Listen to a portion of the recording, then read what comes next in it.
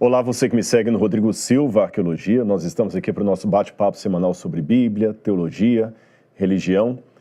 E hoje com a desafiadora tarefa de falar sobre o enigma do sofrimento. Já no começo dessa live, eu nunca podia imaginar essa triste coincidência. Eu tenho que falar que para mim está sendo difícil o assunto, porque um pouco antes de começar a nossa live, eu recebi a notícia do falecimento de um grande amigo.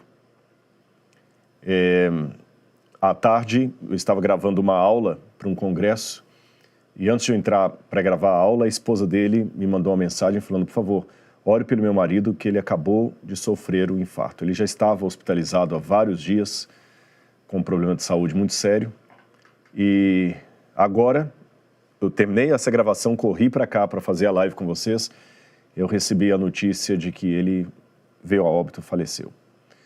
Então, de público, eu quero prestar a minha solidariedade à família do Dr. José Rubens. A maioria de vocês não o conhecem, mas eu o conheço desde longa data. Eu posso falar que ele era médico, um coração maravilhoso, um sentido de missão, de ajudar as pessoas, tremendo, tremendo. E hoje eu já estava assim, com um amigo também ligando para mim mais cedo, pedindo oração pela cunhada dele, que está acometida de um tumor, e essa cunhada dele perdeu o marido em setembro do ano passado, e falou, em setembro eu estava sepultando o marido dela, agora ela sofreu essa notícia médica, ore por ela. E outras histórias também que a gente vai acumulando assim, então hoje está sendo um dia difícil. E como eu acabei de receber essa notícia, perdoe-me se eu não estiver tão up, como sempre nas lives, e feliz e sorridente. Primeiro porque o tema já é um tema sóbrio.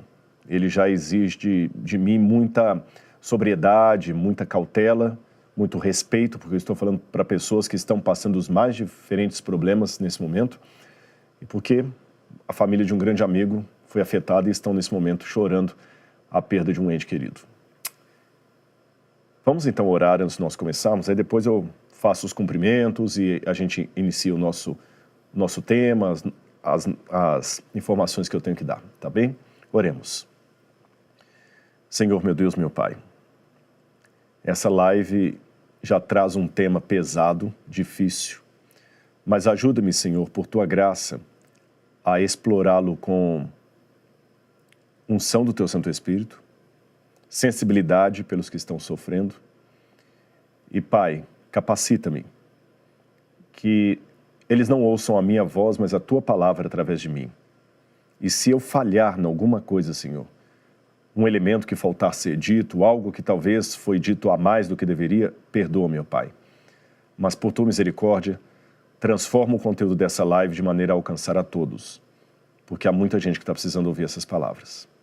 Guarda-nos para o Teu reino, em nome de Jesus. Amém.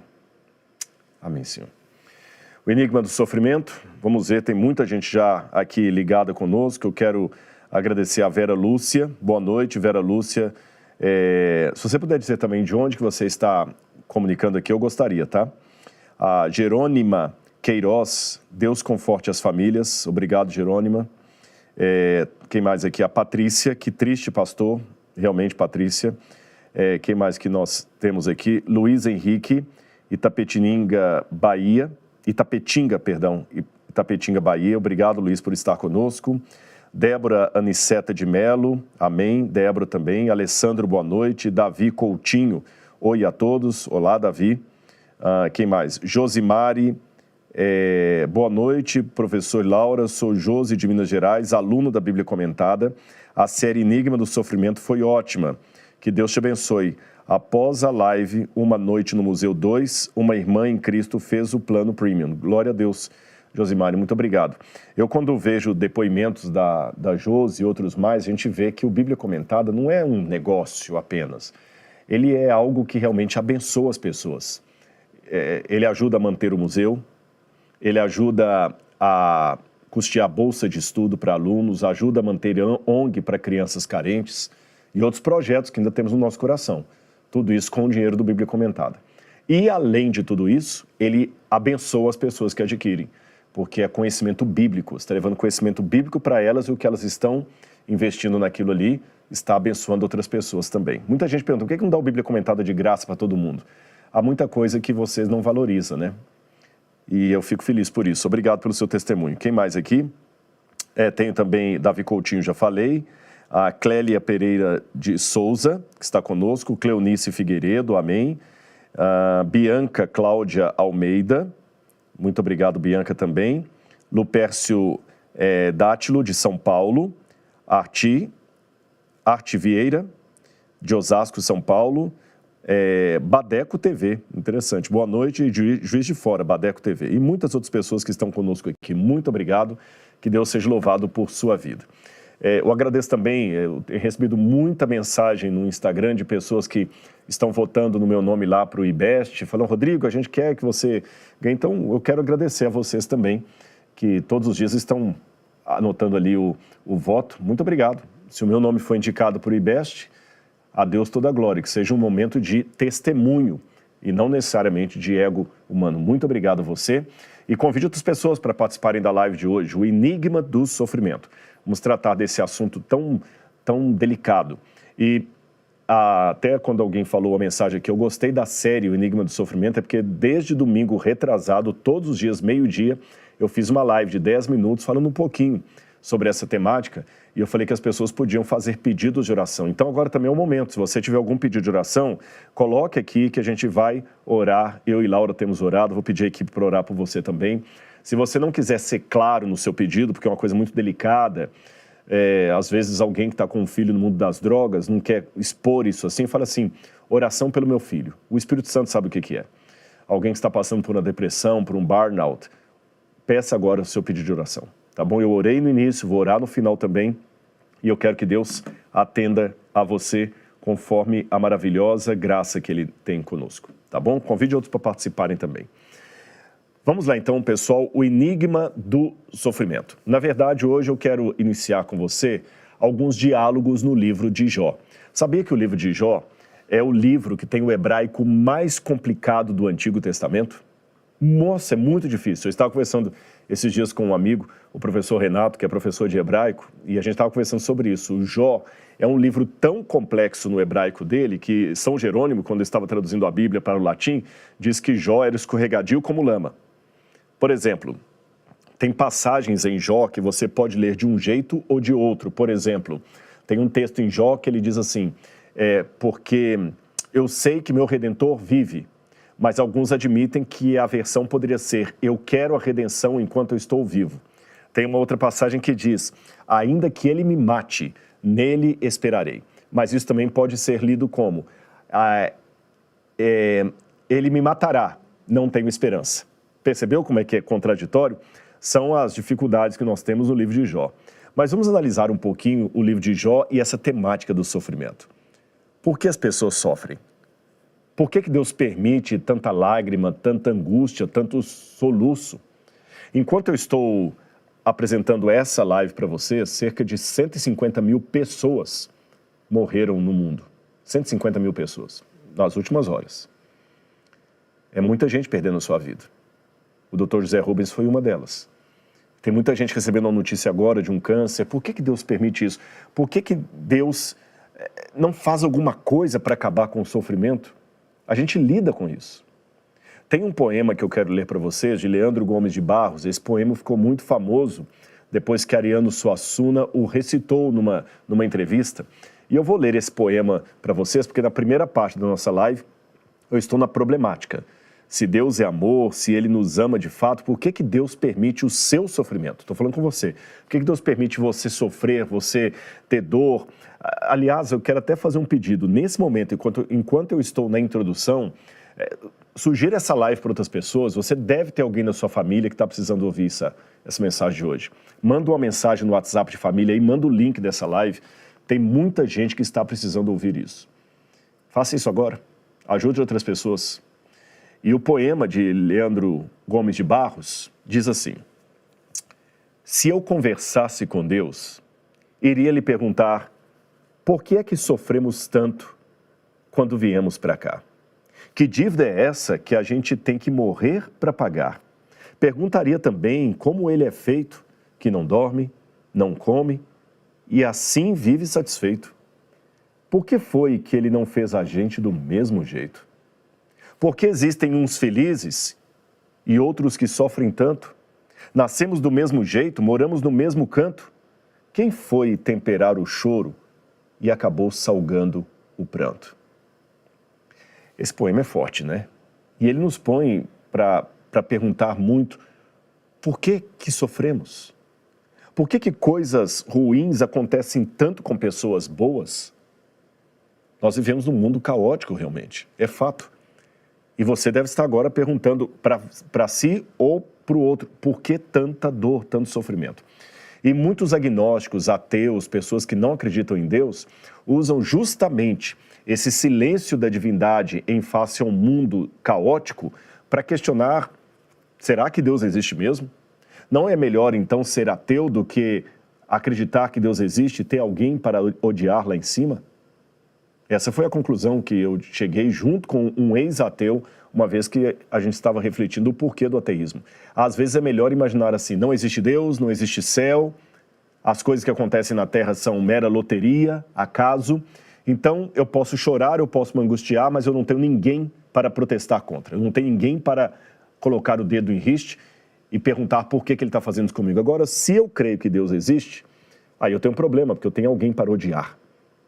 Eu tenho alguém para questionar por que ele não me ajuda. A sensação de muitos agnósticos, ateus, incrédulos, eu vou explicar para vocês qual é. Imagine duas situações de orfandade. Na primeira orfandade você tem, e as duas crianças estão no orfanato, abandonadas, porque elas não têm mãe. Só que a primeira criança sem mãe, a mãe dela morreu em trabalho de parto. E ela não tinha pai. O pai também tinha morrido e a mãe morreu em trabalho de parto. Como ela não tinha pai e a mãe morreu em trabalho de parto, ela foi colocada no orfanato porque a sua mãezinha morreu. Ela é órfã. A segunda criança desse orfanato também está ali, também é órfã, mas a mãe dela não morreu. A mãe dela simplesmente não a quis. A mãe dela a rejeitou e a deixou na porta do orfanato. Aquelas duas crianças sofrem muito com a orfandade. Mas o sofrimento da segunda é pior do que o da primeira. Porque a primeira sabe que está no orfanato porque a mãe dela morreu. A segunda está no orfanato porque a mãe dela não a quis, a entregou e foi embora. Essa é a dor de muita gente que é ateia, agnóstica. Ele fala: é preferível acreditar que Deus morreu e por isso que eu estou sofrendo, do que acreditar que existe um Deus, mas ele não faz nada, e eu continuo sofrendo. Essa orfandade de Deus é pior do que a primeira. É por isso que eu respeito, mesmo sem concordar, com a atitude de alguns ateus que falam assim: é melhor não acreditar em Deus nenhum do que viver com a ideia de um Deus que nos abandonou. Eu vou ler para vocês um trecho de David Hume, que era o pai do iluminismo inglês, cético que não acreditava na Bíblia, e veja como ele colocou o problema do sofrimento de modo a desafiar a fé cristã. Vejam a frase de David Hume no livro A Religião Natural. A Religião Natural. Ele disse assim: quer Deus impedir o mal, mas não pode, então é impotente. Pode, mas não quer, então é malévolo. Quer e pode, então de onde vem o mal? Filosófico? Profundo? Eu vou explicar para você o que David Hume fez. David Hume, na verdade, esboçou apenas um antigo trilema.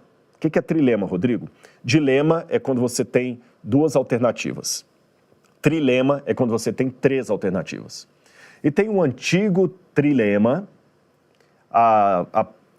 pregoado como se fosse de Epicuro, mas nós não temos certeza se ele era de Epicuro. Epicuro foi um filósofo que existiu no 4º século a.C., entre o 4º e o 3º século a.C., e Epicuro não era necessariamente ateu, mas Epicuro negava os deuses do Olimpo. E Epicuro fundou uma filosofia chamada epicurismo, que era forte em Roma até na época do Novo Testamento. Tanto é que no livro de Atos dos Apóstolos, diz que quando Paulo estava em Atenas, filósofos estoicos e epicureus discutiam com Paulo. E esse Epicuro, ou Epícoro, como alguns falam, ele diz que os deuses, se existissem, eles não poderiam ser deuses como os do Olimpo, porque eles não podiam se preocupar com os seres humanos. Eu vou colocar para vocês aqui o pensamento dele. Como eu disse para vocês, Epicuro não era ateu, mas ele rejeitava a ideia de deuses envolvidos com assuntos humanos. Para ele, os deuses existiam e eram seres perfeitos, felizes, distantes e indiferentes ao sofrimento humano. Ou seja, cuidar do mundo seria um fardo que negaria a felicidade divina. Então a presença do mal no mundo mostraria que esses deuses que existem não se preocupam com a humanidade, servindo apenas como modelos ideais de conduta e não como seres atuantes na história e na vida das pessoas. Então essa era a ideia do epicurismo. É como se fosse o deísmo depois. Os deuses existem, mas eles não estão nem aí para nós. E tem muita gente que pensa assim, pode até ser que Deus exista, mas ele é ocupado demais para se preocupar conosco. Então, com base na filosofia de Epicuro, veio esse trilema que eu falei com vocês, que é atribuído a ele, mas há outros autores também que citam o mesmo trilema. Seria o seguinte, vou colocar aí na tela. Primeiro, letra A. Deus é onibenevolente. O que significa isso? Deus é absolutamente e ilimitadamente bondoso. Número 2. Deus é onisciente. Ele tem absoluta ciência de tudo, tanto em objeto quanto em fenômeno. 3. Deus é onipotente, ou seja, ele tem poder absoluto, irrestrito e ilimitado. 4. O mal existe. Se você olhar aqui, nós temos um problema. Porque se Deus é todo bondoso, como disse o primeiro ponto aqui, então por que o mal existe? Porque se Deus é todo bondoso, ele não ia querer que o mal existisse. Concorda comigo? Mas e se dissermos não? Deus, ele é onipotente, mas o mal existe. De novo, eu tenho um problema. Se ele é onipotente, por que o mal existe? Então parece que uma cláusula elimina a outra. Eu vou explicar. Se o mal existe e Deus é bom, então ele é bom, mas não é capaz de eliminar o mal. Portanto, ele não seria onipotente. Porque por ser bom, ele não ia querer a existência do mal. Mas se o mal existe, é porque ele não foi capaz de eliminar o mal. Ou, letra B, se Deus é onipotente e o mal existe, então ele não é bondoso. Porque ele poderia evitar o mal e não o fez. E ele também sabia o que haveria de acontecer. Então, essa é a problemática que nós enfrentamos em relação ao dilema do mal. Quando a gente estuda filosofia, é assim que os filósofos colocam a problemática. Eu vou fazer uma pergunta para você, até gostaria que você também participasse nos comentários aqui. Se algum filho seu que está fazendo faculdade, que agora está caminhando para o ateísmo, e você é um cristão, fizesse essa pergunta, como é que você responderia? Se você fosse um cristão e estivesse numa aula de filosofia, numa aula de Heidegger, ou quem sabe sobre David Hume, sobre Nietzsche, ou sobre Arthur Schopenhauer, ou Kafka, como é que você responderia a uma problemática colocada assim? Deus é todo poderoso, Deus é todo bondade, o mal existe. Então, se o mal existe e Deus é todo bondade, então ele não é todo poderoso, porque ele não impediu. Mas ele pode, ele é todo poderoso, então ele não é todo amor, porque ele não impediu o mal. Como é que você responderia isso? Houve durante a história várias formas de tentar lidar com essa problemática. Uma delas foi de Gottfried Leibniz. E Leibniz dizia que este é o melhor dos mundos possíveis. Eu vou colocar para você o que Leibniz dizia. Ele dizia que não há maneira de criar um quadrado sem ao mesmo tempo criar a imperfeição da hipotenusa. A palavra hipotenusa, hipotenusa em grego significa contrário a. Então você vê, a hipotenusa, você tem duas hipotenusas imperfeitas aqui, olha, que são esses triângulos. Percebe?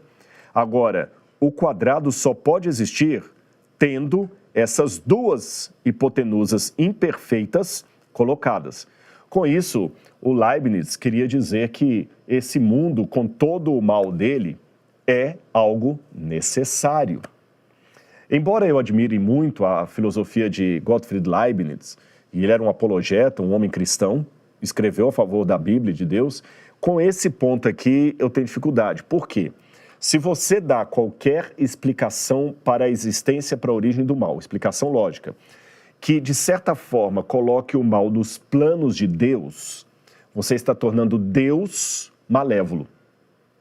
O que a Bíblia diz é que Deus é luz absoluta e nele não há treva nenhuma, que Deus não dialoga com o mundo das trevas, Deus não dialoga com a maldade. Portanto, o mal não pode fazer parte dos planos de Deus. Se o mal é algo que Deus desejou, algo que Deus queria, então Deus é tão perverso quanto.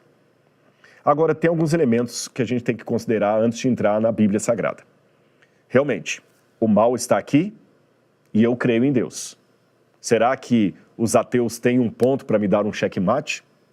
Vamos lá. Pontos a considerar. 3 pontos. O primeiro deles. Não há contradição lógica entre a existência de Deus e a existência do mal. O fato do mal existir não é um argumento para dizer que Deus não existe. Seria a mesma coisa de afirmar que o fato de existirem carecas é um argumento para dizer que não há cabeleireiros. Tá certo? O fato de existir carecas não é um argumento para dizer que o cabeleireiro é um mito.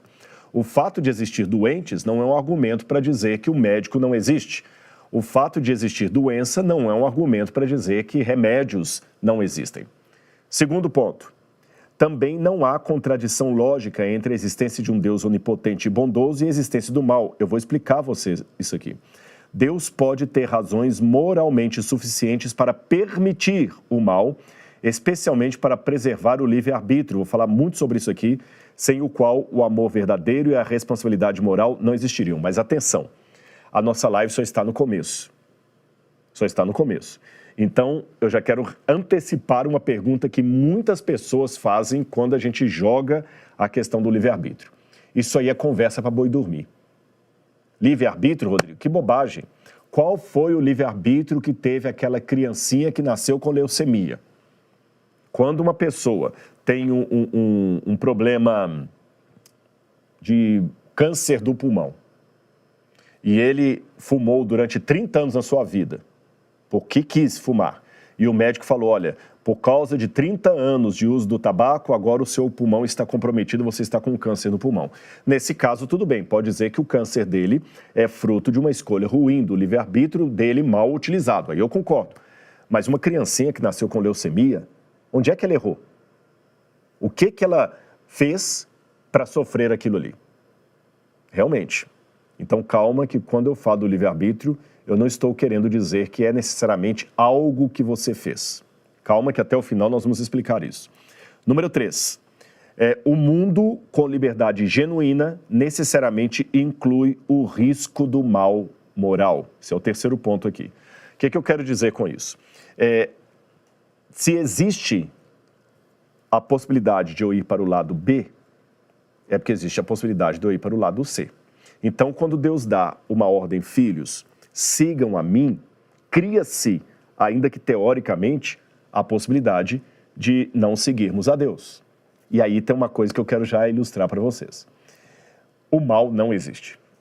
E você vai falar, ih, Rodrigo, para agora que eu vou desligar a live. Como é que o mal não existe? E o que eu estou sofrendo, e a minha depressão, e o meu burnout, e o meu problema, e o meu vizinho que quase tirou a vida, e a outra que está lutando com o filho lá no mundo das drogas, o que eu faço com tudo isso? E o meu cunhado que está desempregado há meses, passando necessidade, passando fome, e o outro que está debaixo da ponte lá, como é que você fala que o mal não existe? Calma.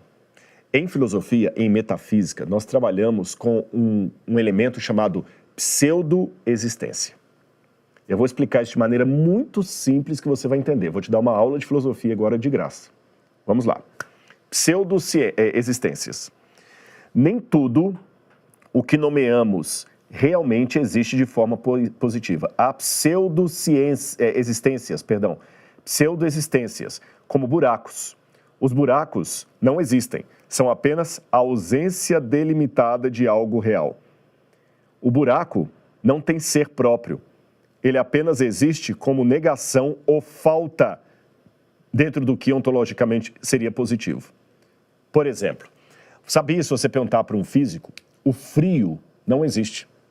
O que existe é a ausência de calor que dá a sensação do frio.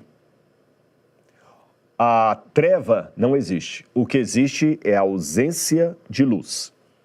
Então, em termos metafísicos, metafísicos e físicos, há pseudo-existências. O buraco, por exemplo, o buraco não existe. O existe é a falta de um preenchimento. Eu sei que isso pode dar um nó na sua cabeça, mas até filósofos ateus concordam com o que eu estou dizendo. Por exemplo, nenhum físico mede a velocidade do escuro. Ele mede a velocidade da luz. Tá certo? Ninguém fala do frio como um ser existente. Você fala da ausência de calor. Então, o mal, nesse sentido, ele não é um ente que existe. Ele é a ausência da presença de Deus. Aí você pode falar, mas Deus não é onipresente, Deus não está em toda parte, como é que em algum lugar Deus pode não estar? A partir do momento em que ele não atua naquele lugar. É como se ele não existisse ali. Deus respeita. Deus não força a ação dele porque ele é onipresente. Então, Deus é onipresente, mas ele pode resolver não atuar naquele lugar porque alguém escolheu não aceitar a Deus. Então, agora nós podemos falar que dentro da crença cristã, Deus criou tudo e toda a sua criação é muito boa. Se você olhar Gênesis, no capítulo 1, eu citei aqui o verso 31, várias vezes você vê a repetição, Deus falando assim, e viu Deus que isso era bom, e viu Deus que era bom. Então a criação de Deus não assume nenhum mal.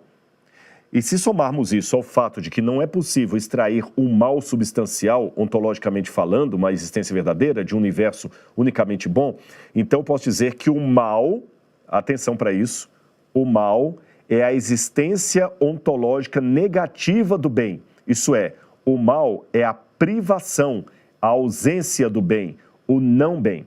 E aqui eu citei Santo Agostinho de Hipona. Santo Agostinho fala muito disso no livro Confissões de Santo Agostinho. O mal como entidade não existe. O mal é apenas a negação da presença do bem. Então, como eu falei com vocês, a gente tem que entender isso. Em metafísica também, existem existências em ato e potência. Eu vou falar mais sobre isso na frente. O cristianismo, portanto, não oferece uma explicação completa para todo o sofrimento, mas oferece uma solução existencial e histórica. O próprio Deus, em Cristo Jesus, entrou no sofrimento humano. E é isso que eu vou começar a explicar para vocês aqui. Tem uma frase de Aristóteles que me fascina muito e eu quero explicar essa frase para vocês daqui a pouco, que é a seguinte: sem uma compreensão do todo, você acaba tendo uma visão parcial das coisas. Eu vou contar uma historinha e você vai entender o que eu quero dizer. Dizem que uma vez, num vagão de trem de ferro, uma criança estava chorando muito, estava aos berros, uma criança pequenininha de colo. E as pessoas dentro daquele vagão estavam incomodadas com aquela criancinha chorando, e cada um fazendo o seu julgamento, a sua reflexão sobre a cena ali, né? Um homem falou assim, puxa vida, eu paguei para vir aqui, para chegar amanhã e essa criança chorando, eu não vou conseguir dormir, que desaforo. Um outro pensou do outro lado, olha, essas companhias de trem não deveriam permitir que famílias com crianças viajassem em vagões sem criança. Deixasse as famílias todas num vagão só, porque agora eu tenho que aguentar o berreiro dessa criança. Um outro mais exaltado falou, puxa vida, amanhã cedo eu tenho uma reunião importante, eu precisava de dormir essa noite no vagão e eu não vou dormir direito por causa do inferno, do choro dessa criança. Cada um tinha a sua compreensão e o seu julgamento acerca do que estava acontecendo. Até que um deles, mais exaltado, levantou e falou assim, ei, alguém faça alguma coisa, essa criança está incomodando, cadê a mãe dessa criança que não faz a criança calar a boca? E nisso acenderam as luzes, o condutor chegou e lá na penúltima cadeira do vagão estava um senhor sentado com a criancinha no colo assim, meio sem saber muito como agir, meio desengonçado, e duas outras crianças do lado dele. E aquele moço falou assim, me perdoe, gente, com a maior vergonha, todo mundo olhando para a cara dele. Ele falou assim, essa é o meu filhinho que está chorando muito. E a mãe dele está no vagão de cargas, num caixão. Ela morreu e nós estamos levando o corpo dela para sepultar na minha cidade. E eu não estou sabendo muito o que fazer. Que triste, hein? Nesse momento, todo mundo mudou o comportamento. Aquele que levantou gritando, cadê a mãe dessa criança que não a faz calar a boca, ficou com vergonha, pediu desculpa, até se apresentou e falou, olha, meu amigo, eu sou advogado, se você precisar de alguma ajuda jurídica sobre o falecimento da sua esposa, fale comigo, meu cartão está aqui. Uma outra mulher se aproximou e falou o seguinte, olha, eu acabei de dar à luz a um bebê, eu estou com leite aqui no peito, se você quiser eu dou leite para ela, ela deve estar com fome. O outro falou assim, olha, eu posso levar suas crianças no vagão lá do restaurante e pagar algum lanche para elas. Até um religioso que estava ali falou, olha, eu posso fazer uma oração por vocês? Percebeu o que eu quis dizer com essa história, essa parábola? Até que soubessem exatamente o que estava acontecendo por detrás do silêncio do vagão, cada um tinha a sua compreensão desnorteada acerca do que estava se passando. Cada um tinha o seu julgamento. Mas quando as luzes se acenderam e souberam o que realmente estava acontecendo, que a mãe estava morta no vagão de cargas, a atitude de todos mudou. O choro da criança continuou incomodando. Os compromissos do dia seguinte não mudaram. Mas a perspectiva e o comportamento de todos mudou. Então, conhecer uma história em parte ou só pela metade pode nos levar a ter conclusões errôneas com base naquilo que nós não sabemos. É por isso que a frase de Aristóteles que eu queria citar é essa aqui.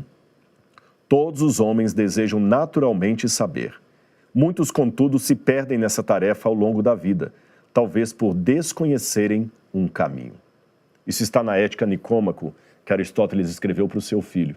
E eu concordo com Aristóteles. O grande problema de muitas pessoas ao lidarem com o sofrimento é que eles não conhecem a história. Eles estão como os passageiros daquele vagão antes de saberem por que a criança estava chorando e o que estava acontecendo. Cada um tem o seu julgamento, cada um tem a sua solução, cada um tem a sua teoria. Então a Bíblia, ela nos permite conhecer num plano maior o conflito cósmico do bem contra o mal.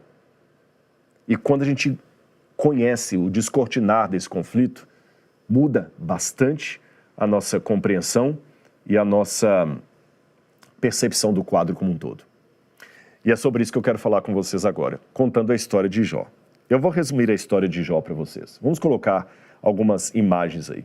O livro de Jó, para quem não sabe, eu vou resumir a história, diz que Jó era um homem íntegro, obediente a Deus, que se afastava do mal, era um bom sacerdote, um bom pai, um bom amigo, era rico, próspero, tinha muito dinheiro, muito gado. Os filhos o amavam, ele amava a sua família, oferecia sacrifícios a Deus todos os dias. Até que um dia, a história de Jó é interrompida por uma reunião celestial. Os filhos de Deus vieram se apresentar diante de Deus e veio Satanás também entre eles. E quando Deus viu a Satanás no céu, Deus perguntou, de onde vens? O que você faz aqui? E Satanás respondeu, de rodear a terra e passear por ela. Então Deus falou com ele, você viu meu servo Jó? Porque ele se aparta do mal e ele é fiel a mim. Satanás disse, é muito fácil Jó ser fiel ao Senhor, o Senhor o enche de bênçãos, o compra, tira dele tudo o que ele tem e eu quero ver se ele continuará fiel a ti. Esse diálogo aconteceu 2 vezes no céu. E na segunda vez, o diabo foi mais implacável no seu ataque a Jó. Ele queria provar para os demais filhos de Deus e para o próprio Deus que Jó havia sido comprado. Então Jó, que antes era tão próspero, tão feliz, começou a sofrer problemas, perdas incalculáveis. Uns amigos chegaram dizendo que a sua cidade, as suas fazendas foram saqueadas, seus filhos foram mortos, um vendaval destruiu a sua casa, as suas propriedades, ele perdeu tudo. Jó então rasga suas vestes, como era próprio de um homem do antigo Oriente Médio, e começa agora a viver no lixão. Para piorar a história, o seu corpo se cobre de feridas e ele fica raspando as feridas com um caco de telha. A mulher dele ficava revoltada pela situação e dizia, olha o que aconteceu com os nossos filhos. Jó, admite que você está em pecado, amaldiçoa a Deus e morre logo. Depois vieram 3 amigos de Jó que ficaram sentados em silêncio, respeitando o seu luto por 7 dias. Depois os amigos começam a ouvir o desabafo de Jó, mas eles se revoltam quando Jó diz, por que Deus está sendo tão implacável comigo? Por que Deus está sendo esse juiz tão terrível? E eles, os amigos de Jó, para defender a Deus, começam a fazer discursos acusando Jó. Jó, não fale assim. Você deve ter algum pecado, senão Deus não deixaria tantos males acontecer na sua vida. Jó disse, eu não tenho pecados. Eu estou sendo fiel a Deus. Coloque ele na minha frente e eu mostrarei a minha inocência. E os amigos insistiam, não, Jó, você tem alguma culpa no cartório. Você tem algum esqueleto dentro do armário. Até que, por fim, aparece mais um amigo de Jó, que repreende os outros três, e finalmente o próprio Deus aparece. E faz uma série de perguntas ao patriarca. Onde é que você estava, Jó, quando eu fiz isso, quando eu fiz aquilo outro? Onde você estava, Jó? E no final, Deus devolve tudo para Jó, tudo o que ele tinha. Essa é a história de Jó. Agora, só um detalhe que eu queria confirmar com vocês e com a minha produção aqui, para mim aqui a imagem travou, mas eu queria saber se para vocês está saindo tudo bem aí. Eu não sei se é o meu sinal do telefone aqui. Ok, já me disseram aqui, a produção disse que para vocês está tudo bem, que para mim aqui a imagem ficou congelada, não sei por qual razão. Então, vamos continuar aqui. Agora, quando eu leio o livro de Jó, num primeiro momento, eu confesso que esse livro não me trouxe alívio. Ele me trouxe foi mais perguntas ainda. Jó sofreu, perdeu os filhos, foi no buraco, depois Deus pergunta para ele um monte de coisa e dá de novo tudo de volta para ele. Tá, mas e os filhos que ele perdeu? Mesmo que ele tivesse novos filhos, não repõe aqueles que se foram. Onde é que está a lógica desse livro? E para piorar, a história de Jó ainda fica mais complicada quando ela se parece com isso aqui. Olha aí. Parece que o livro de Jó é uma grande aposta entre Deus e Satanás, usando seres humanos como peças num tabuleiro. Que é isso que parece quando você lê o livro de Jó assim de maneira rápida. Lembra, o livro de Jó começa com Deus perguntando, Satanás, o que você faz aqui? De rodear a terra e passear por ela. E Deus falou, mas você já viu meu servo Jó? Não, mas Jó não te ama, não ama sim, não ama não, ama sim, não ama. Vamos apostar? Vamos. Pode tirar tudo dele. Aí Deus fica jogando ali como se fosse uma aposta. Não, o livro de Jó não pode ser uma aposta. O outro problema que nós temos com o livro de Jó é essa imagem que vocês vão ver aí, Gustavo Doré. São os amigos de Jó. Porque normalmente a teologia cristã tende a criticar os amigos de Jó. Eles foram perversos, eles não foram genuínos com ele, eles não foram autênticos com ele, mas quando eu leio na Bíblia, só um detalhe, vou pedir alguém aqui para consertar, porque para mim travou aqui, eu quero ver os comentários. Eu não sei se há algum problema aqui, ela vai olhar para mim o celular que aconteceu. Para mim ele está travado aqui, a imagem já há um bom tempo. Tá bom, pessoal? Eu quero ver os comentários, que daqui a pouquinho eu quero interagir com vocês. Pode voltar para mim a imagem aqui. A ideia é que os amigos de Jó foram cruéis e que Jó foi uma pessoa paciente. Mas quando eu fui estudar o livro de Jó, eu percebi que aquela famosa frase, paciência de Jó, não parece fazer muito sentido. Porque Jó não foi muito paciente, não. E quando a gente fala os amigos de Jó como sendo pessoas ruins, quando eu leio o que os amigos de Jó falaram, parece que eles estão certos. Vamos começar por essa problemática. Será que Jó foi paciente mesmo?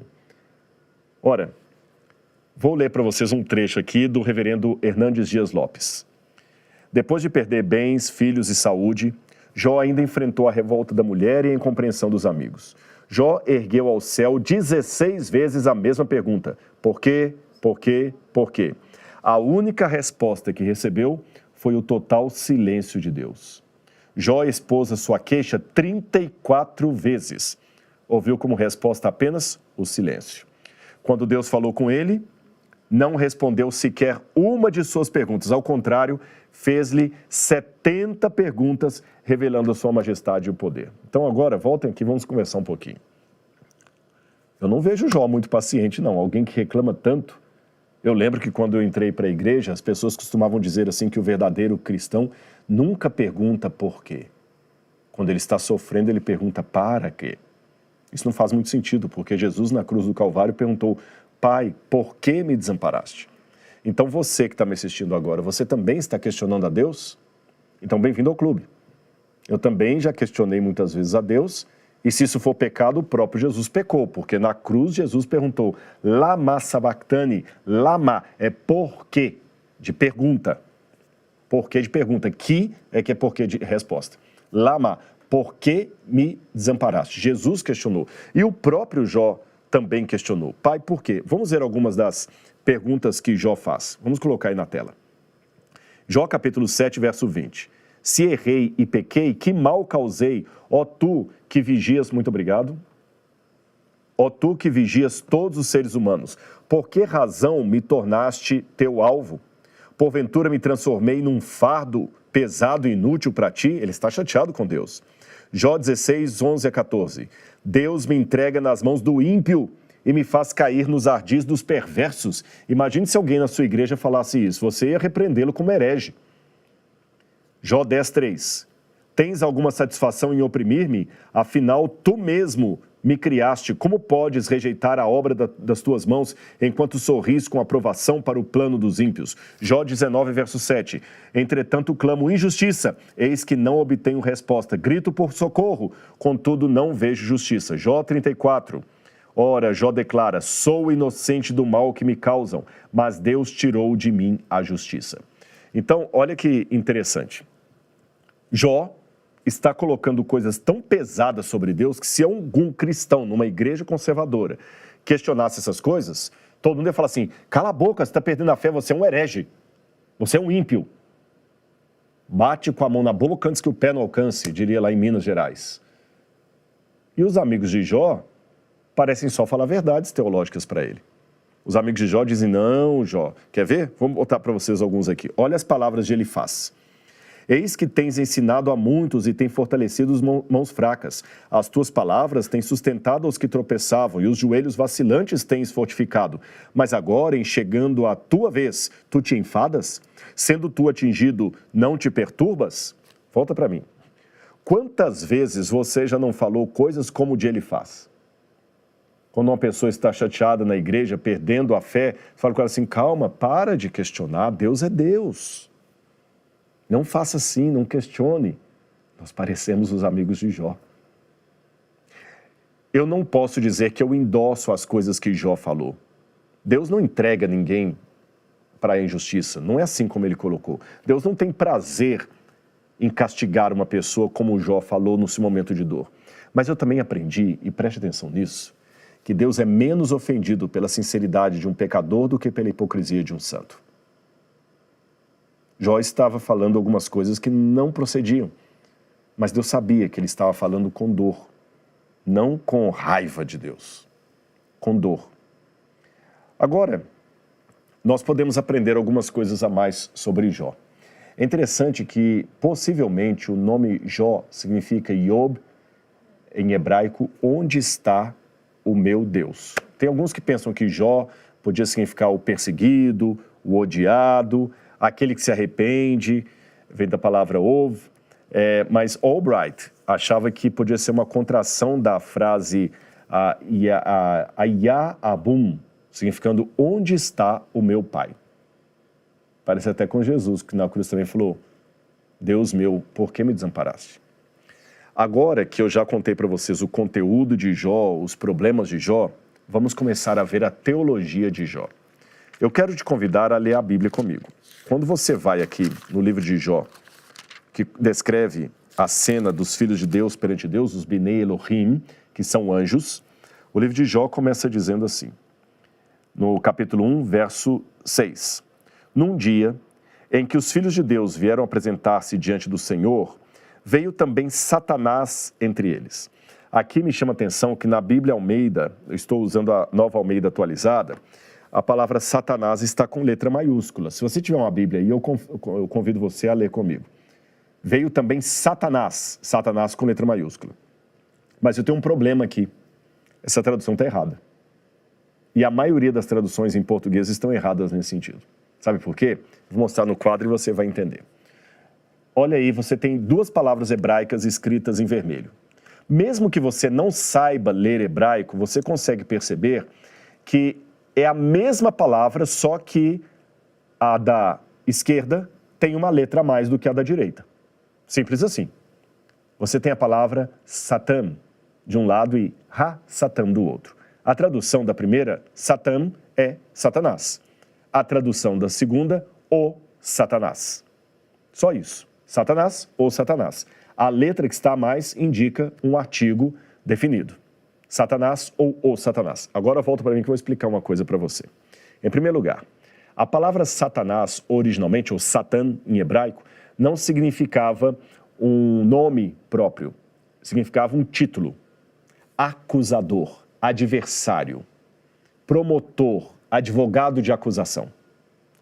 Alguém que denuncia e acusa você formalmente num tribunal. Agora, então você já aprendeu que Satã significa acusador, adversário. Segunda coisa que você tem que aprender. O nome acusador ou adversário passou a se tornar um nome próprio como um apelido do anjo caído.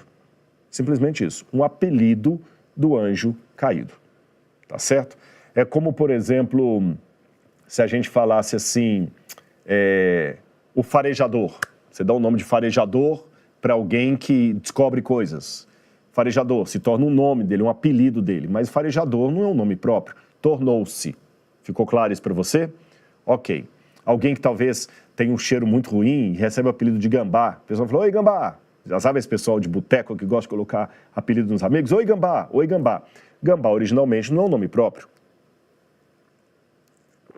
Gambá é um nome de um mamífero. Mas alguns podem pegar aquele nome de um mamífero e aplicar como apelido para alguém. Então, adversário, Satã em hebraico, passou a ser o apelido do anjo caído. Segunda coisa que você tem que aprender. Antes de um nome próprio em hebraico, nunca, jamais existe artigo definido. Nunca, jamais. Só que quando eu leio isso aqui em hebraico está assim, num dia em que os filhos de Deus vieram apresentar-se diante do Senhor, veio também Satanás entre eles. Gam ha-Satã. Se veio ha-Satã, ou Satanás, então não é nome próprio, é nome de adversário.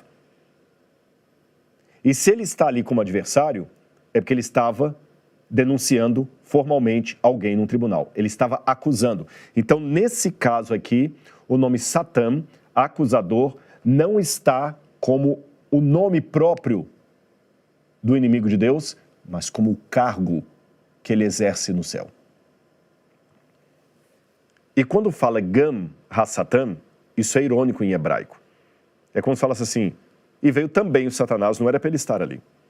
É por isso que Deus pergunta para ele de uma maneira irônica, Mi aí tavô, de onde você vem? Mi aí tavô, mi, de onde você vem? Atavô, de onde você vem? Mi aí tavô, atavô, de onde você vem? Para cá. E ele também responde de maneira irônica e petulante, eu diria, de rodear a terra e passear por ela. Ninguém se opõe a mim. Essa expressão rodear a terra e passear é análoga à que nós temos, por exemplo, em Gênesis, que Deus passeava pelo jardim na viração do dia. Só um soberano poderia passear e rodear por. Ninguém se opõe a mim na terra. Adão comeu do fruto proibido. Eva também. O mundo agora é meu. E legalmente o mundo era de Satanás, porque quando Adão e Eva comeram do fruto proibido no Gênesis, eles entregaram o senhorio da terra para Satanás. Todos agora me querem como seu Deus. E Jesus, no Novo Testamento, para falar do diabo, fala, vem aí o príncipe desse mundo, o Deus desse século. Mas Deus falou assim, não, nem todos. Você já viu meu servo Jó? Não, mas Jó te respeita porque eu sou o compra. Não, ele me respeita porque eu o amo. Duvido. Então, quando Deus permitiu a Satanás fazer tudo o que ele fez com Jó, não é porque Deus estava fazendo uma aposta com o diabo. É porque Deus, mesmo sendo Deus, ele tem a humildade suficiente para não usar sempre o argumento da autoridade. Deus dá demonstrações de si mesmo. Ele dá demonstrações do seu poder. Os outros filhos de Deus que estavam ali não eram oniscientes. Deus precisava mostrar para o universo que ele não é um ditador, nem um manipulador dos resultados. As pessoas escolhem a Deus ou rejeitam Deus por livre escolha. Então Satanás desce para fustigar a Jó. E sabe por que as frases dos amigos de Jó não funcionam? É porque, de certa forma, eles não conheciam toda a história do grande conflito entre o bem e o mal. Então eles agiam como pessoas que ficam sempre dando respostas prontas, que às vezes não ajudam em nada. É por isso que durante todo o livro de Jó, você vê Deus sempre desaprovando o que os amigos de Jó falam, mesmo que pareça tão lógico diante da visão humana. Lembra a história do pai com o filho no vagão? Sem acender as luzes, sem as pessoas saberem o porquê daquela criança estar chorando e ninguém fazer nada, cada um poderia ter a sua interpretação e todas elas faziam sentido. O camarada que estava pensando assim, poxa, por que alguém deixa uma criança chorar tanto assim? Por que o trem deixa uma criança nesse vagão? Eles estavam certos, eles não tinham toda a compreensão. Agora, para terminar o livro de Jó, nós temos as respostas de Deus. E aí as respostas de Deus vêm em duas situações. Quando você vai chegando no final do livro de Jó, Deus aparece duas vezes para ele, a partir do capítulo 40. Então Jó respondeu ao Senhor, a partir do 40 não, falei errado. A partir do capítulo 38. Então, do meio de um redemoinho, o Senhor respondeu a Jó e disse. Aí aqui vem um monte de pergunta que Deus faz para Jó. Jó, onde é que você estava quando eu fiz isso? Onde é que você estava quando eu fiz aquilo? Em outras palavras, é como se Deus falasse assim, Jó, eu sou o especialista. Quem é você para me questionar? Você acha que você é o bonzão? É você que mantém a estrutura dos astros, das estrelas, o funcionamento de todo o universo? Não, Senhor, não sou eu. Então fique na sua, rapaz. Sabe quando alguém assim mais autoridade vem dar uma carteirada no outro? Você estudou tanto quanto eu, você se conhece tanto como eu, diz uma pessoa mais graduada, né? Então fique na sua. Deus colocou Jó no seu lugar. E Jó ficou calado, porque ele não sabia responder a nenhuma das perguntas de Deus sobre o poder de Deus e a pequenez de Jó. Aí, quando chega no final dessa primeira rodada de perguntas, Deus fala assim, capítulo 40, será que alguém que usa de censura pode discutir com o Todo-Poderoso? Que responda isso aquele que critica Deus. Ou seja, você não sabe nada, guri. Está querendo ensinar o quê? Ensinar o Padre Nosso pro vigário, como diziam lá no interior? Quem é você? E Jó entendeu que ele realmente não era nada. Quem era ele para ficar querendo ensinar a Deus como é que... Sabe, parece aquele adolescente que não arruma nem o quarto dele e acha que pode revolucionar o mundo, pode reformar o mundo. Ele não arruma o quarto dele, mas acha que pode reformar o mundo. Ele não consegue nenhum emprego, ainda vive da ajuda do pai, mas ele acha que pode resolver o mundo. Até que alguém joga na cara dele que ele é apenas um menino de 16 anos, cheio de espinha na cara e cheio de teoria que na prática não funciona. Foi assim que Jó se sentiu. Tanto é que o Jó fala, sou indigno. Que resposta daria eu? Ponho a mão na minha boca. Uma coisa falei e não direi mais nada. 2 vezes, porém não prosseguirei. Mas aí, para surpresa nossa, Deus de novo pega Jó e fala, vamos para mais uma viagem, Jó? Jó deve ter pensado, não, senhor, o senhor já me humilhou demais, calma. Você está satisfeito com as respostas que eu dei? Sim, senhor. Com as perguntas que eu te fiz? Sim, senhor. Você acha que então agora você não tem que discutir comigo o problema do mal porque você não sabe tudo? Sim, senhor. Mas tem uma coisa que eu não te expliquei, Jó. E a sua dor? E a sua dor? Uma coisa é saber que todo mundo um dia vai morrer ou vai sepultar alguém. Outra coisa é você receber um diagnóstico de câncer. Uma coisa é saber que todo mundo é assaltado e sofre violência. Outra coisa é você ser assaltado. Uma coisa é saber que enchentes e desastres naturais acontecem no mundo inteiro. Outra coisa é ter a sua casa toda levada pela enchente. Então, o sofrimento tem 2 níveis. O geral e o particular. E aqui que a nossa live começa a canalizar em você. Até aqui eu já expliquei que no conflito cósmico do bem e do mal podem estar acontecendo coisas nesse momento que você não entende. É a primeira parte da resposta de Deus a Jó, que na verdade foi uma série de perguntas. Mas tem uma segunda parte dessa discussão, e é nela que eu vou entrar agora. E o seu sofrimento? Onde é que está você nessa história? Deus coloca Jó de novo num redemoinho, e dessa vez Deus não fica fazendo perguntas genéricas. Onde é que você estava quando eu fiz aquilo? A Bíblia fala que Deus luta contra 2 animais. Coloca aí na tela. O Behemoth e o Leviatã. As 2 palavras hebraicas que algumas versões da Bíblia traduzem como hipopótamo e crocodilo. Eu acho que essas traduções não estão muito boas, nem hipopótamo, nem crocodilo. O Leviatã, na verdade, é uma serpente do mar, monstruosa. E o Behemoth é um monstro da terra, que a fauna não tem igual. Então, na verdade, Jó viu 2 monstros lutando contra Deus. E por que Deus mostrou 2 monstros, um do mar, outro da terra, lutando contra Deus? A arqueologia vai nos ajudar a entender isso. De longa data, desde o período do bronze, estou falando cerca de 3.000 anos antes de Cristo, nós encontramos uma tradição perdida no tempo, não sabemos bem a sua origem, que o mal sempre é representado por um dragão ou uma serpente do mar. Vou colocar aí na tela. Você tem vários povos ugaríticos, sumerianos, egípcios, falando de uma grande serpente do mar, às vezes chamada de Lotan, uma serpente com 7 cabeças. Note que, inclusive, num desses diagramas, esse aqui, olha, você tem um deus ugarítico cortando uma das 7 cabeças da serpente, que parece até o dragão de Apocalipse, que tem uma das cabeças ferida de morte. Aqui você tem divindades pisando em cima de uma serpente draconiana, aqui também. Olha que ela tem 7 cabeças, como você pode ver aqui. Todos esses cenários nos mostram que havia de longa data uma simbologia do mal representada por um monstro do mar e um monstro da terra.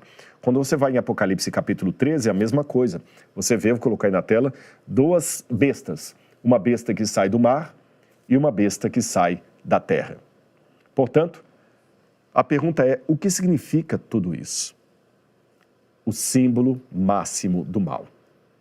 É lógico que no Apocalipse as 2 bestas significam também impérios que lutam contra o povo de Deus. É que na noção bíblica não há muita diferença, pode voltar para mim, não há muita diferença entre o monstro e o império que ele está representando.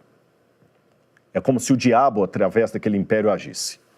Só que o Apocalipse e o livro de Jó nos dão um detalhe a mais disso aqui. É que estamos numa guerra cósmica, um conflito no qual o próprio Deus também atua. Deus está lutando contra o mal. Quer ver isso no Apocalipse?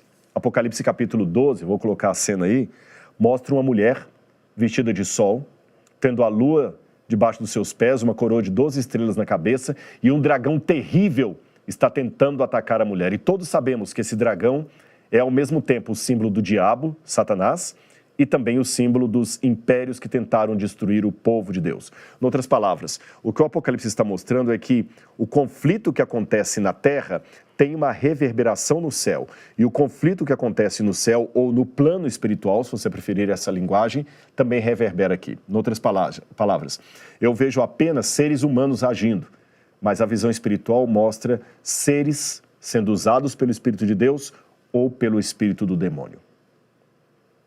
E diz que a criança que nasce dessa mulher no Apocalipse capítulo 12, que é o próprio Messias, ela sobe para o céu. E o dragão vai para o céu para batalhar contra essa criança. E o Apocalipse capítulo 12 conclui dizendo o seguinte, eu vou mostrar a imagem para vocês. Houve uma batalha no céu. Miguel e seus anjos batalharam contra o dragão. Também batalharam o dragão e seus anjos, contudo não acharam o lugar deles no céu e por isso foram atirados para a terra.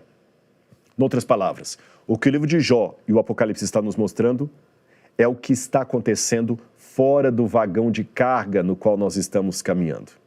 existe uma história acima da que nós estamos percebendo. Enquanto eu estou fazendo essa live com vocês, no plano espiritual, existem anjos do bem e anjos do mal lutando pela vida de cada um de nós. E essa batalha entre os anjos, essa batalha de Deus contra o mal, também reverbera no mundo aqui. Então, enquanto o Herodes estava perseguindo o menino Jesus para matar, e Maria teve que fugir com José para o Egito, no plano espiritual, era o dragão, o diabo, tentando matar o Salvador, o Filho de Deus. E é interessante que lá no livro do Gênesis, Deus falou o seguinte para a serpente: ó serpente, eu vou colocar inimizade entre a sua descendência e o descendente da mulher. Esse descendente da mulher é o Messias. Ele vai esmagar a sua cabeça, mesmo que você fira o calcanhar dele. E no Apocalipse capítulo 12, você vê o dragão sendo jogado do céu, esmagado. E é curioso que aquele que batalha contra o dragão tem um nome significativo: Miguel, que em hebraico significa ninguém é como Deus. E o que a serpente falou para Eva lá no Éden? Vocês serão iguais a Deus, comam do fruto proibido. O nome de Miguel é uma refutação à promessa da serpente. Então Cristo, na sua carne, ele desceu nesse mundo e ele batalhou contra a serpente. E na cruz do Calvário, Jesus enfrentou todo o mal. Mas não como consequência. Jesus não fez nada para ser oprimido. Jesus, sim, foi o Cordeiro imolado por nós sem nenhuma culpa. Ele interveio no grande conflito, como o Cordeiro de Deus que tira o pecado do mundo. Agora deixa eu falar uma coisa com você. Deus não é todo poderoso? Sim ou não? Sim. Então por que ele permitiu o mal existir? Se ele poderia impedir. Não confunda Deus ser todo-poderoso com a ideia errônea de Deus poder fazer qualquer coisa indistintamente. Eu vou explicar o que eu quero dizer para você. Preste atenção. Está prestando atenção? Se Deus pudesse criar a terceira margem de um rio, ele não seria todo-poderoso. Ele seria ilógico. Se Deus pudesse pecar, ele não seria todo-poderoso, ele seria irrazoável. Se Deus pudesse mentir, ele não seria todo-poderoso, ele seria cruel. Se Deus pudesse existir e não existir ao mesmo tempo, ele não seria todo-poderoso, ele seria sem sentido. Então, quando a teologia diz que Deus é todo-poderoso, ele é todo-poderoso porque ele é capaz de fazer qualquer coisa dentro do seu caráter. E Deus não duela com o seu caráter. Então, mesmo sendo todo amor, para criar um mundo livre, tinha que existir a possibilidade do mal. Lembra que eu falei que na metafísica as coisas podem existir em ato e potência? E que eu falei também que há pseudo-existências, que o mal, na verdade, é apenas a negação do bem? O que é o ato e a potência? Bom, os meus filhos e netos existem em potência, porque eu posso ser pai. Mas como eu ainda não sou pai, eles são apenas uma possibilidade. Mas o dia que eu me tornar pai, o meu filho deixará de ser uma possibilidade e se tornará um ato. Enquanto o mal era apenas uma possibilidade, ele não tinha como ser destruído. Assim como o meu filho não pode ser destruído. Nada pode acontecer ao meu filho.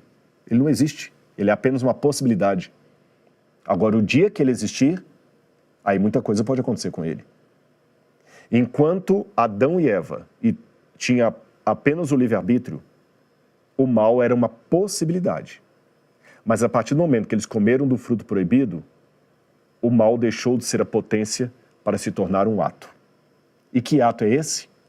A ausência do bem. Eles experimentaram o que é a dor. Eles e todos nós. E Deus sofreu muito com isso. E você pode perguntar, Rodrigo, mas onde está o amor de Deus se ele permitiu que o mal existisse mesmo sabendo que aquilo ia acontecer? Quem pagou o maior preço? Foi Deus. E você pode falar, Rodrigo, peraí, mas tem uma coisa que não está fazendo sentido na minha cabeça. Peraí, para um pouquinho. Se Deus sabia que o Lúcifer ia preparar toda aquela bagunça no céu, se Deus sabia que Adão ia pecar, e Deus sabia desde antemão, por que Deus criou Adão? Por que não criou outro? Por que Deus não criou um outro que não pecasse? Se Deus sabia que Hitler ia matar 6 milhões de judeus, por que Deus deixou Hitler nascer? Por que Deus não deixou que outra criança nascesse, que outro espermatozoide fecundasse o óvulo da mãe dele para nascer outro e não aquele? Por que Deus deixou, mesmo sabendo? Eu vou explicar a você por quê. Vou dar um exemplo e você vai entender. Eu dou aula há muitos anos aqui na faculdade. Imagine que eu diga para os alunos assim: todos vocês têm o livre-arbítrio de escolherem se eu sou um bom professor ou um mau professor. Vocês vão me dar uma nota, 0 ou 10. E prometo a vocês que eu vou levar todas as notas que vocês atribuírem a mim ao conhecimento da reitoria. E eu passo as folhas em branco para que cada aluno tenha o direito de escolher se eu sou um professor 0 ou um professor nota 10. E eu fico imaginando os comentários da sala. Poxa, o Rodrigo se garante mesmo, né? Ele vai levar para a reitoria o que nós pensamos a respeito dele? Poxa, estou admirado. O outro falou assim: não, mas eu gosto dele, eu vou dar nota 10 para ele. O outro, eu não gosto não, ele me chamou a atenção aquele dia, porque eu cheguei atrasado, eu vou dar um 0 para ele também. Eu quero ver agora, o reitor vai saber que alguns de nós não aceitamos que damos 0 para ele. Aí cada um atribui a sua nota, eu recolho as notas, agradeço e saio de aula a caminho da reitoria. Está acompanhando o raciocínio? Só que antes de chegar à reitoria, eu paro na minha casa e eu começo a separar as folhas. O João me deu 10, que bom. A Maria também me deu 10, que bom. O Joaquim me deu 10, que bom. O Fábio me deu 0, não gostei. O Jonas me deu 0, não gostei. O Antônio me deu 0, não gostei. Finalmente, pelo menos aqui, a Mariângela me deu 10. Mas isso aqui deu 0. Eu separo 2 pilhas. A pilha dos que me deram 10 e a pilha dos que me deram 0. Aí sabe o que eu faço? Eu pego aquelas notas 0, jogo no incinerador e levo para a reitoria apenas as notas 10. E o reitor fica feliz, achando que 100% dos alunos me aprovam e me dão nota máxima. Mas será que eu estaria sendo honesto se eu fizesse isso? É claro que não. Eu estaria brincando com os dados, eu estaria violando as regras, eu estaria passando uma imagem falsa, eu estaria dando a impressão que todo mundo me deu 10 quando isso não é verdade. Eu seria uma pessoa imoral, uma pessoa desonesta. Concorda comigo? Agora raciocine com base nessa ilustração que eu te dei. Se Deus só permitisse vir à existência aqueles que não fossem negar a sua graça, se Deus só permitisse vir à existência aqueles que não fossem recusar a sua pessoa, Deus estaria brincando com os dados.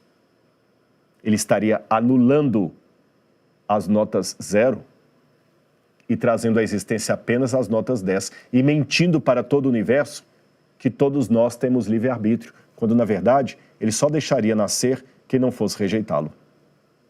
Mas como eu disse anteriormente, Deus não duela com o seu pensamento, Deus não duela com o seu caráter.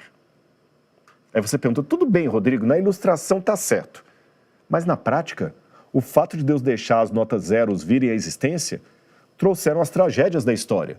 Aí eu pergunto de volta: quem pagou o maior preço?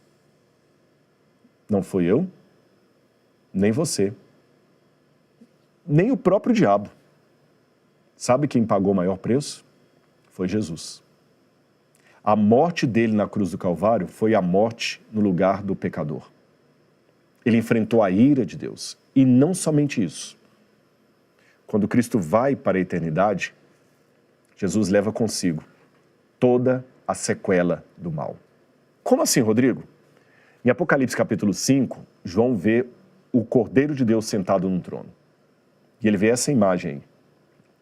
Só que chama a atenção de João, até essa imagem está com um erro, porque ela mostra uma mancha de sangue perto da patinha, da perninha do cordeiro. Mas no Apocalipse dá a entender que o cordeiro estava com o pescoço cortado. Ele estava vivo, mas com o pescoço degolado. Mas por que João vê o Cordeiro de Deus no céu ainda com a marca da degola? é porque Cristo vai levar para a eternidade a marca da crucifixão e o nosso corpo humano. Como assim, Rodrigo? Vou mostrar na Bíblia para você. Uma das perguntas que Jó fez para Deus é: porventura tu tens olhos de carne e enxergas como os mortais? E depois que ele viu o conflito entre Deus e aqueles dois monstros, ele falou: agora os meus olhos veem a ti. Ou seja, Jó, eu posso sofrer a dor que vocês sofreram. Eu também sofro, apesar de ser onipotente. Filipenses capítulo 2, 5 a 11, diz o seguinte, eu vou ler esse texto para vocês. Filipenses capítulo 2, versículos 5 a 11. Tenham em vocês o mesmo modo de pensar de Cristo Jesus, que mesmo existindo na forma de Deus, não considerou ser igual a Deus algo que devesse ser retido a qualquer custo. Pelo contrário, ele se esvaziou, assumindo a forma de servo, tornando-se semelhante aos seres humanos e reconhecido em figura humana. Ele se humilhou, tornando-se obediente até a morte e morte de cruz. Esvaziamento, kenosis em grego. Cristo foi se esvaziando até a morte de cruz. E olha a continuidade. Por isso também, Deus o exaltou sobremaneira e lhe deu um nome que está acima de todo nome, para que ao nome de Jesus se dobre todo o joelho no céu e na terra e debaixo da terra, e toda língua confesse que Jesus Cristo é o Senhor para a glória de Deus o Pai. Eu vou mostrar num gráfico o que eu acabei de ler para você. Preste atenção, está aí na tela. Jesus estava na condição de Deus, número 1, Filho de Deus, eterno Deus, mas ele foi se humilhando, se esvaziando, tornando-se em semelhança aos homens, depois morrendo a morte de cruz. E quando ele ressuscita e volta ao céu, diz que Deus o elevou acima de tudo, o exaltou e deu-lhe um nome que está acima de todo nome. Espera o seguinte, volta para mim. Se Jesus já era Deus, não precisava de o Pai exaltá-lo. Deus é Deus. Não tem nada que você possa acrescentar em Deus que ele não tenha. Concorda comigo? Deus já tem tudo. Por que Cristo precisava receber um nome exaltado depois da sua ressurreição, se ele é Deus? Ora, dar um título honoris causa de doutor em teologia para quem não tem doutorado em teologia, beleza. Mas quem já é doutor, fala assim, agora eu vou te considerar doutor. O sujeito já tem o CRM, aí eu vou dar um título honorífico para ele de médico. Não faz sentido. Se Cristo é Deus, por que depois de ressuscitar, ele recebe um nome acima de todos os nomes? Dá a entender que ele não tinha esse nome antes? Não é isso. É que até a cruz, Jesus era Deus por natureza. Depois da cruz, ele é Deus por natureza e por causa honrosa. Porque ele demonstrou que ele não é Deus apenas porque tem o poder de Deus. Ele também tem o caráter de Deus. E continuou sendo Deus mesmo em forma humana. Enquanto Satanás, sendo criatura, queria ser como Deus, o Deus verdadeiro, Jesus, abriu mão da sua divindade e se esvaziou para se tornar uma criatura. E quando ele volta para o céu, ele não larga para trás o corpo humano. Ele tinha que passar uma morte eterna. Eu vou ler algumas passagens para você.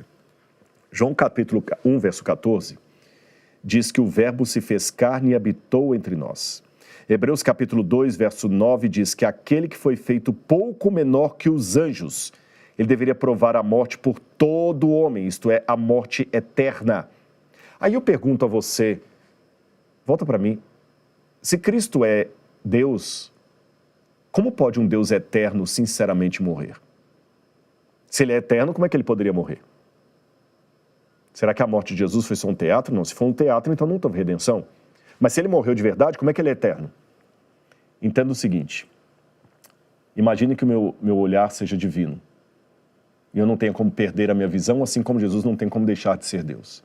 Mas suponhamos que para você ser salvo, eu tenha que deixar de enxergar. Eu não tenho como perder a minha capacidade ocular, ela é divina. Mas por amor a você, eu posso voluntariamente fechar os meus olhos por toda a eternidade. Como o preço da nossa redenção era uma morte eterna, porque foi isso que Adão e Eva adquiriram para si e para a humanidade, morte eterna. a segunda morte, que o Apocalipse fala do lago de fogo e enxofre, alguém tinha que enfrentar a segunda morte. E a segunda morte significa uma morte de consequência eterna. Então essa morte tinha que deixar uma consequência eterna em Jesus. E qual seria a consequência eterna? Vamos voltar para o quadro. Hebreus capítulo 10, versos 5 a 7. Jesus disse: antes corpo me formaste. E Colossenses 2, verso 9 diz que nele habita corporalmente toda a plenitude da divindade. Está falando da realidade de Jesus agora. Hoje habita em Jesus corporalmente toda a plenitude da divindade. Filipenses 3, 21 fala que na ressurreição nós vamos ter um corpo igual ao corpo da sua glória. Volta para mim. Essa passagem de Filipenses, se não fosse da Bíblia, parecia até uma heresia. Porque a glória de Deus não pode ser dividida com ninguém. Como é que nós podemos ter um corpo igual ao corpo da glória de Jesus se ninguém é como Deus? Só tem um jeito. Se Deus se diminuir. Para que nós possamos ter um corpo glorioso como o de Deus, só tem um jeito. Se Deus diminuir.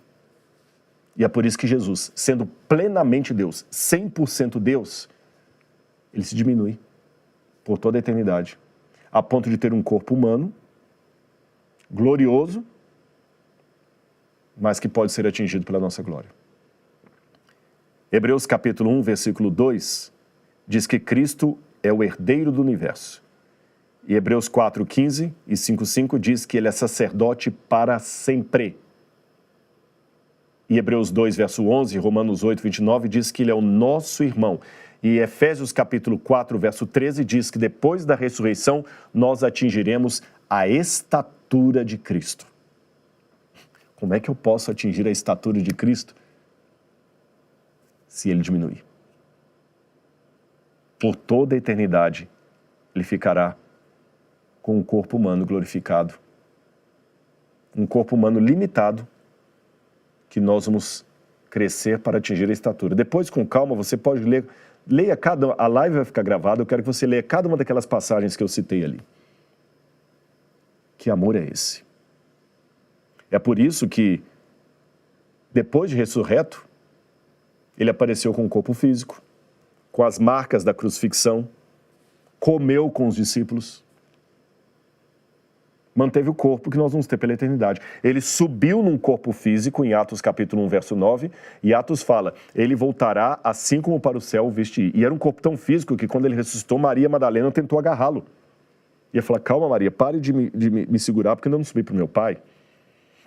1 Coríntios, capítulo 15, versos 20 a 28, diz que ele reina no céu num corpo físico.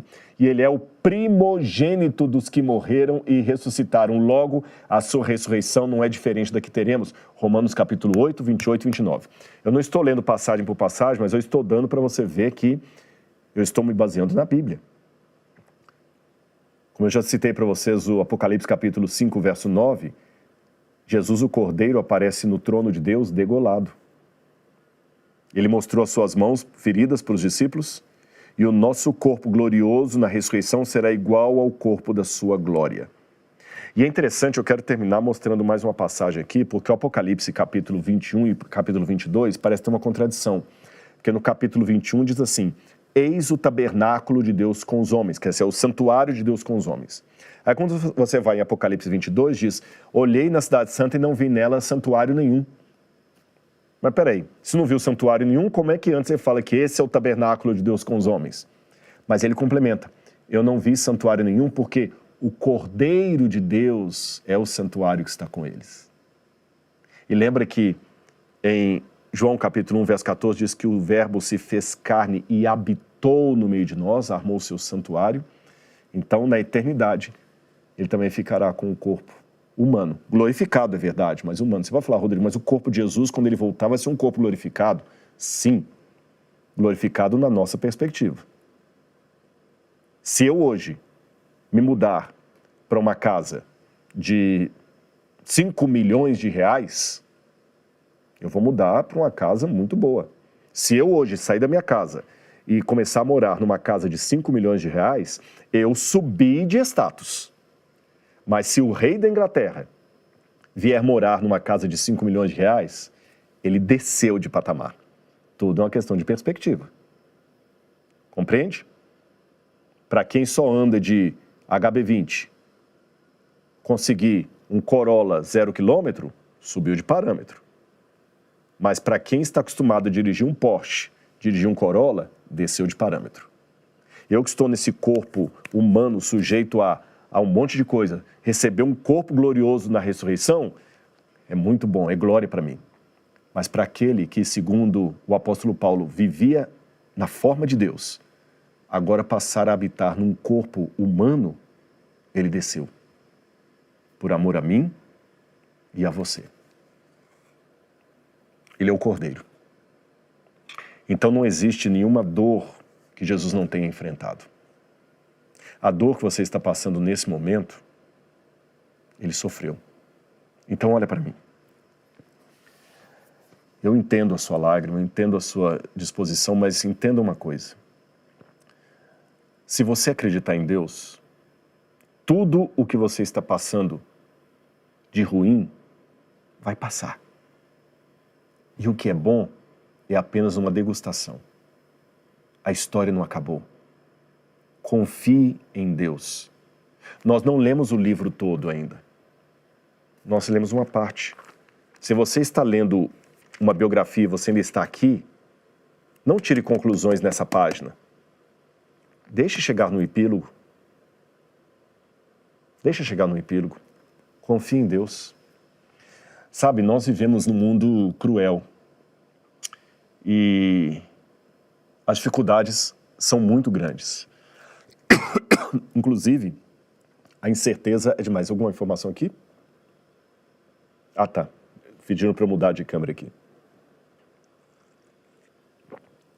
Como eu estava dizendo para vocês, a gente vive num mundo muito cruel, né? As dificuldades são uma realidade viva, presente. E nenhum filho de Deus, independente do seu nível de comunhão com o Pai, da sua escolaridade, da sua religião, ninguém passa ileso diante de tanta maldade. E a história de Jó, que eu acabei de apresentar aqui, ela é a prova viva de que mesmo experimentando o pior que o inimigo de Deus pode fazer na nossa vida, ainda assim é possível permanecer fiel. Jó não é uma utopia. Então, nosso objetivo, nesse caso, nem sempre deve ser encontrar o sentido racional, como se fosse uma relação de causa e efeito, para as coisas ruins que acontecem em nossa vida. O que nós precisamos ter em mente é que, mesmo sendo cristãos, procurando a Deus, devemos entender que, como Jó, eu e você, nós estamos no centro de uma guerra espiritual, um conflito cósmico entre o bem e o mal que não tem tréguas. E os dois lados querem você. É uma guerra espiritual. E tudo o que Jesus sofreu quando ele viveu entre nós, quando ele se entregou por nós na cruz do Calvário, foi para nos levar a uma certeza de segurança eterna e de esperança. Você percebeu o que eu estou falando? Note que a Bíblia ela é muito coerente e honesta. A Bíblia não tenta mascarar os problemas ou nos iludir com promessas vazias, frases de efeito. Mesmo fora da história de Jó, eu posso encontrar facilmente um monte de passagens que me alertam que nesse mundo eu viveria por problemas, eu passaria pelo vale da sombra da morte, eu viveria aflições. Mas a mensagem não termina aí. O que nos permite acordar dia após dia é a certeza que Jesus venceu na cruz do Calvário, ele venceu o mundo e em breve ele voltará para nos buscar e trará em sua companhia aqueles que a morte tirou do nosso meio. Estudar a Bíblia é sem dúvida alguma uma forma de buscar consolo, força e esperança para enfrentar essas dificuldades. Agora, manter a fé em Deus não vai nos blindar de transtornos, de problemas que podem afetar até as emoções daquele crente mais fiel e dedicado. Até aquele que é estudante da palavra de Deus também receberá momentos de embate emocional. Então, entenda bem o que eu estou dizendo para você. O Jó da Bíblia experimentou uma angústia profunda e, ao contrário dos seus supostos amigos ou do que eles queriam sugerir, todo aquele sofrimento não estava acontecendo na vida de Jó por causa de falta de Deus. Infelizmente, algo semelhante pode acontecer em nossa sociedade hoje, quando uma pessoa, por exemplo, entra em depressão, quando alguém é diagnosticado com transtorno de ansiedade, com burnout ou outra condição de saúde mental. E isso, às vezes, não depende da fidelidade dessa pessoa ou devoção a Deus. Nós não podemos ser agora juízes uns dos outros ou advogados de Deus para ficar colocando sentença nas costas das pessoas. Temos que amá-las, orar por elas, abrir a Bíblia, consolá-las. Muitos de vocês já sabem, mas eu acho importante pontuar que eu mesmo já passei anos difíceis em minha vida. De depressão, de fundo do poço. Eu precisei procurar tratamento adequado para recuperar o controle dos meus pensamentos, para conseguir seguir a vida, dedicar as minhas responsabilidades e tarefas. Se eu estou aqui hoje, é porque Deus também pode te levar. Agora ouça com atenção. Você já teve a sensação de que a sua oração nem passou do teto? Isso já aconteceu comigo. Você já fez orações com lágrimas, noites em claro, e ainda assim o silêncio de Deus pareceu uma faca no seu pescoço assim? Jó também viveu por isso. E talvez como Jó, você já tenha sido cercado de pessoas bem intencionadas que, sem compreender a sua dor, o contexto maior por detrás de tudo isso, lançaram palavras que mais feriram você do que consolaram o seu sentimento. E quando o sentimento bate a porta, aí surge aquela pergunta angustiante, né? Se Deus é justo mesmo, se Ele me ama, por que está acontecendo comigo? Eu não sou uma pessoa tão ruim assim. Essa é uma das maiores tensões da vida cristã. E o livro de Jó, como eu falei, não foge a essa problemática. Pelo contrário, Jó convida você a enfrentar com coragem, reverência e disposição essa pergunta sobre o sofrimento. E estudar essa história é mais do que compreender um momento de dor aqui ou outro ali. É descobrir que Deus não desperdiça nenhuma lágrima que é derramada. E muitas vezes o que parece ser o fim pode ser, na verdade, o início de uma grande transformação. Pelo menos foi assim comigo. E tendo isso em mente, eu quero pedir licença a você com muito respeito para dizer que nós decidimos aqui na plataforma Bíblia Comentada aprofundar com muito cuidado o estudo do livro de Jó dentro da plataforma. Quem já é aluno conhece esse conteúdo, e quem não é, até pode colocar aqui, e quem não é, eu quero convidar a vir participar disso aqui. Eu pedi ao Dr. Reinaldo Siqueira, que é PhD em Teologia pelos Estados Unidos, hoje ele mora em Israel, tem um preparo acadêmico tremendo, uma espiritualidade muito grande também. Eu pedi que ele preparasse uma série sobre o livro de Jó, que nós colocamos na plataforma. E quem é aluno já viu lá e elogia muito, muito. E foi o doutor Siqueira que fez um trabalho brilhante. Aliás, eu até o indiquei para esse módulo. Então, eu acredito sinceramente que o ensino de Jó mais aprofundado ali vai edificar todo mundo que tiver acesso às aulas do professor Siqueira. E além dessas aulas, você também vai ter um material de acesso a essa compreensão. A gente coloca ali material em PDF, nesse formato. Aí você pode acessar isso do seu celular, do seu computador, pode imprimir se você quiser, assistir enquanto está indo para o trabalho. Agora, estudar o livro de Jó vai além de um papel, de um curso teológico. É necessário também que você, além do conteúdo bíblico, entre em contato com questões emocionais e espirituais que sempre estão presentes no dia a dia do cristão. Então, pensando nisso, eu combinei com o pessoal, nós pegamos o material do professor Siqueira, alguns materiais de PDF, e nós preparamos a série Silêncio de Deus, com especialistas em saúde mental e também teólogos e conselheiros espirituais que mostram como a fé dialoga com os momentos de dor, dúvida e o tão temível silêncio de Deus. É bastante coisa, não é? Mas não para por aí, não. Porque a nossa equipe também vai disponibilizar para você uma série importante chamada Equilíbrio. Aí são psicólogos, psiquiatras que abordam temas como ansiedade, depressão, TDAH, luto e tudo com base na Bíblia e no rigor científico.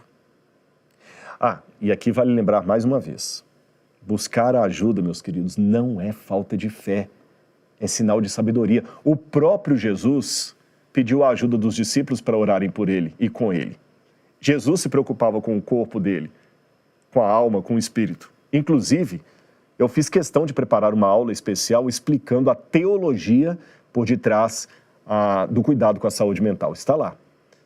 Até porque a fé sustenta, é claro, mas nós também precisamos de pessoas que nos ajudem a tomar decisões corretas, escolhas maduras. E ao final de tudo isso, você vai ter acesso também a uma série especial que eu gravei com os principais pontos de todo o conteúdo, reunindo todas essas séries numa única aula. E tudo isso vai muito além da teoria, porque essa série vai tocar em você. Eu quero que as pessoas tenham a oportunidade de fazer quase que uma imersão terapêutica através da Bíblia. Quem aqui, que já é aluno da Bíblia Comentada, até se já assistiu às aulas do professor Siqueira, deixe o seu comentário aqui, vale a pena, tá bom? Coloque o que você achou desses estudos, o que você achou da dinâmica dele, coloque o seu depoimento, ele é bem-vindo. Mas eu estou falando mais sobre isso porque Jó é um livro que merece uma atenção especial. E eu posso falar que as aulas do professor Siqueira são as que têm a melhor quantidade de comentários positivos de toda a plataforma. Então, até agora, para ter acesso a esses conteúdos que eu mencionei, você precisava ser aluno da plataforma Bíblia Comentada, através de uma assinatura anual, mensal, premium. E você pode até ser aluno do Bíblia Comentada, mas se você não é, então fique tranquilo que nós preparamos algo melhor para você que está assistindo essa live.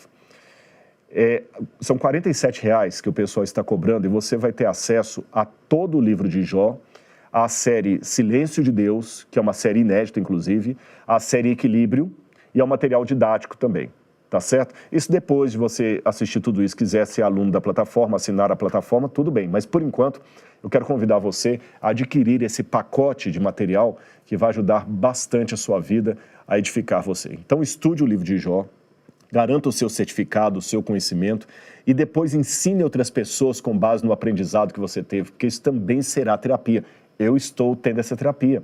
Ao ajudar vocês a entenderem a Bíblia e o sofrimento, podem ter certeza, eu estou terapizando os meus próprios traumas. Então, como é que você tem que fazer? Simples. É só você clicar agora mesmo no link que está na descrição e garantir a sua vaga. Fique tranquilo. Isso aqui não é meramente um comércio. É uma maneira de ajudar você. E eu quero convidar você para mais uma oração. Porque você ouviu tanto sobre Jó aqui. Tem muita coisa ainda na plataforma lá esperando você. Nessa série que nós preparamos nesse pacote. Você quer saber um pouquinho sobre saúde mental, mas a sua dor ainda está viva, né? Eu espero que eu tenha colocado pelo menos algumas coisas para você refletir à noite e que Deus esteja com você. Vamos orar juntos? Senhor, muito obrigado pelo teu amor, pelo teu carinho. Muitas vezes, ó Pai, é difícil, é muito difícil, Senhor, enxergar a tua providência no silêncio da vida. Dói, Pai. Mas não sabemos que o Senhor está conosco. Ajuda a todos, Senhor, que estão agora ouvindo essa live. Aqueles, Senhor, que vão clicar no link para conhecer o pacote de conteúdos, que o Senhor possa usar essas aulas do professor Siqueira, as aulas sobre saúde mental, as aulas que eu estou dando ali, todo esse conteúdo também para ajudar pessoas que precisam ser ajudadas. E eu espero, ó Pai, em nome de Jesus, que as palavras que eu usei aqui possam encontrar eco no coração de todos. E que teu Espírito possa ir aonde a voz do pregador talvez não tenha competência para chegar.